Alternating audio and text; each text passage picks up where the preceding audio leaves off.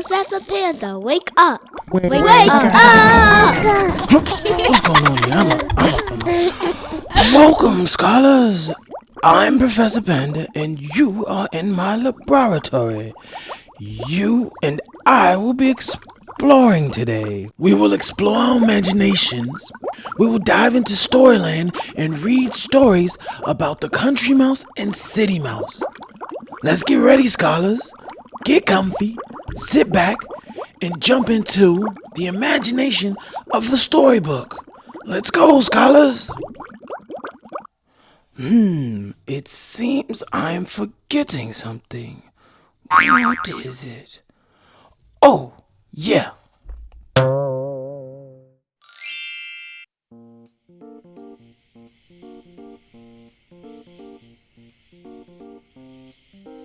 The City Mouse and the Country Mouse, a tale of appreciation.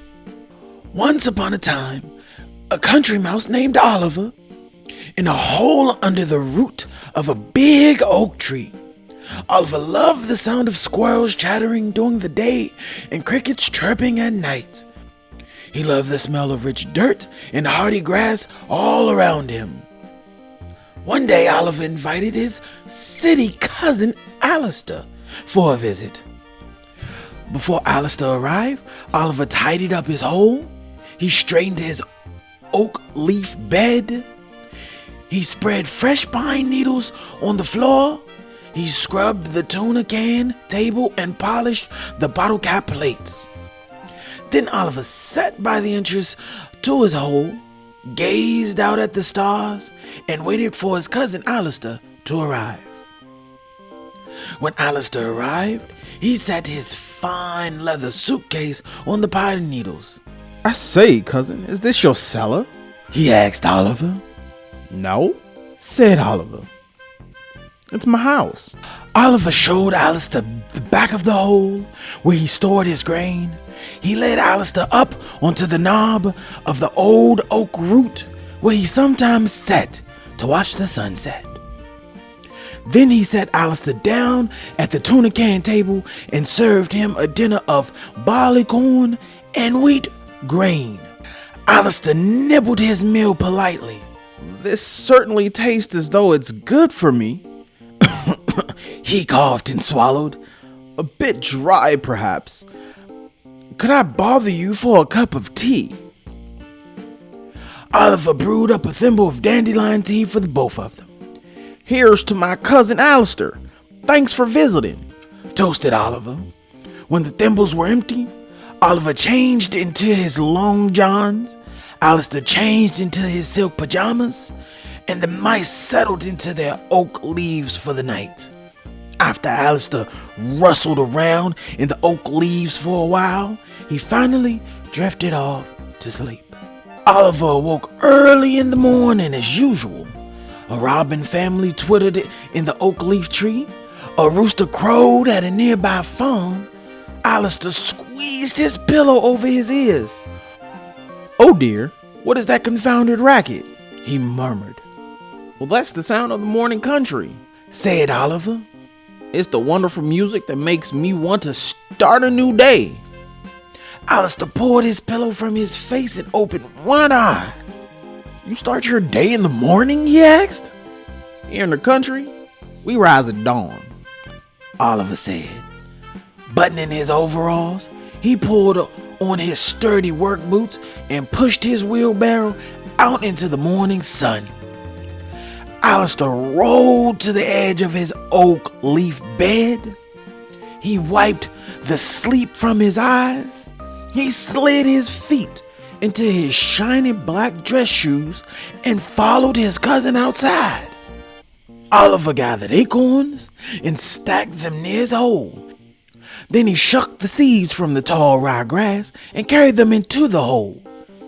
Then he went to the cornfield to find the fallen corn. While Oliver was hard at work, Alistair yawned and leaned against the root of the old oak tree. Then he wiped the dust from his shoes with his silk handkerchief. When Oliver returned with some corn, he pouted neatly. Thank goodness you're done. Alistair collapsed into the wheelbarrow. Now I'd say it's time for a snack and a nap. Oliver giggled. The work isn't finished. We still have lots to do before we can rest. Alistair sighed.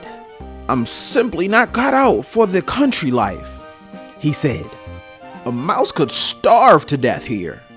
Come with me for a while. I'll show you the good life. Alistair packed his silk pajamas into his fine leather suitcase. Oliver packed his long johns into his beat-up carpet bag. The two mice set out for Alistair's home in the city. Oliver followed Alistair over fields and valleys, into dark, noisy subway tunnels, and through crowded city streets until they reached the luxury hotel where Alistair lived. Alistair stopped in front of the door. Polished marble floors and shiny brass knobs, he said. Now this is how mice like us are supposed to live. Oliver stared up at the revolving door. Well, how do we get inside, Alistair? Wait till the opening comes around, then run through, Alistair replied. The door swung around and Alistair disappeared inside. It took a few more spins before Oliver gave it a try. Oliver whirled around and around in the revolving door until Alistair tugged Oliver's carpet bag and dragged him inside. Oliver followed Alistair across the lobby and through a small crack in the wall, hidden behind the valet draperies. My apartment, Alistair said when they were inside. Oliver looked around in amazement.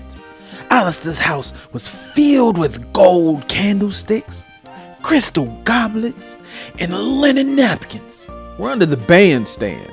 Alistair pointed out the hole that was his front door.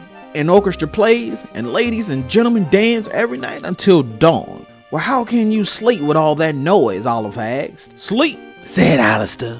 I can sleep during the day. We do things a little differently here. Dinner, for example. At a 5-star hotel, dinner begins with hors d'oeuvres. Alistair led Oliver through the dining room. They hid behind the potted plants and raced under the tablecloth. They waited until the chef went back to check something in the dining room.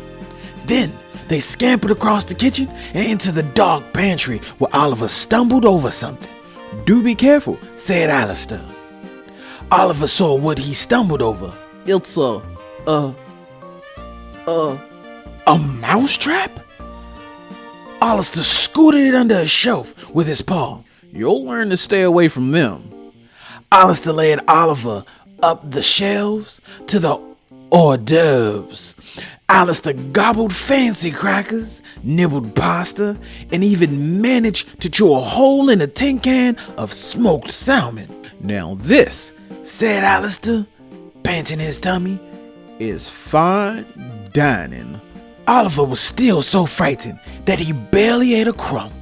Tonight, the chef is preparing roast duck with herbed potatoes in a delicate cream sauce. Alistair's mouth watered. His whiskers twitched. One taste and you'll never go back to the country. The mice crept out of the pantry. The kitchen seemed empty. Alistair darted about, gathering up bits of duckling and potatoes.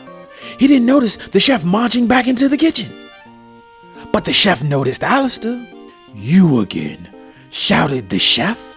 The chef chased the mice around the kitchen with a broom. Alistair and Oliver escaped through a hole under the sink. No main course tonight, I'm afraid, said Alistair. But don't worry, cousin. We'll make up for it with dessert. Alistair showed Oliver his tarts and turnovers and cheesecakes. Oliver timidly nibbled the edge of a flaky cream puff. It was so delicious. He leaned forward to get a bigger bite and splat! The cart lurched forward. Oliver landed face down into the cream puff. Alistair grabbed the edge of a lacy napkin and hung on tight as the waiter wheeled the cart across the dining room. Oliver wobbled off the cart. I'm not cut out for the life in the city, he said. You take too many risks for dinner. A mouse could starve to death here too.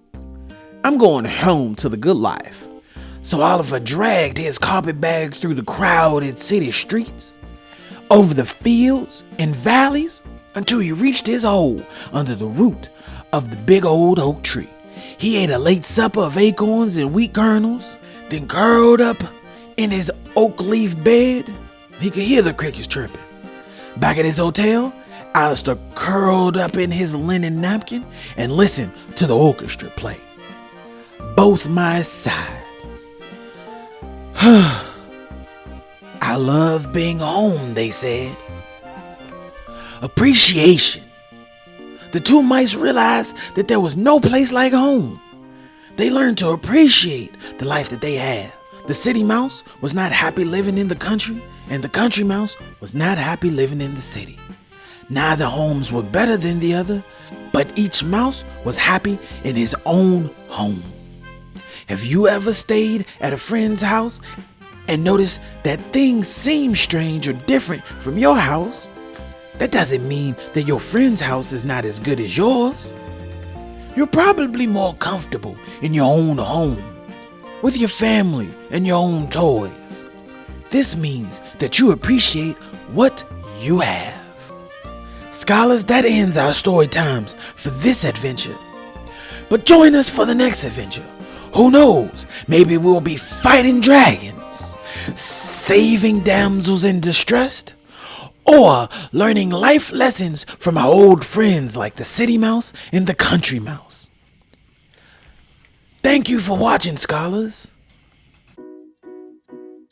Thank you for watching. Remember, if you liked our videos, we loved exploring with you. Don't forget to visit our social media pages and subscribe to our videos to watch more from us. See you next time so we can explore and have more adventures.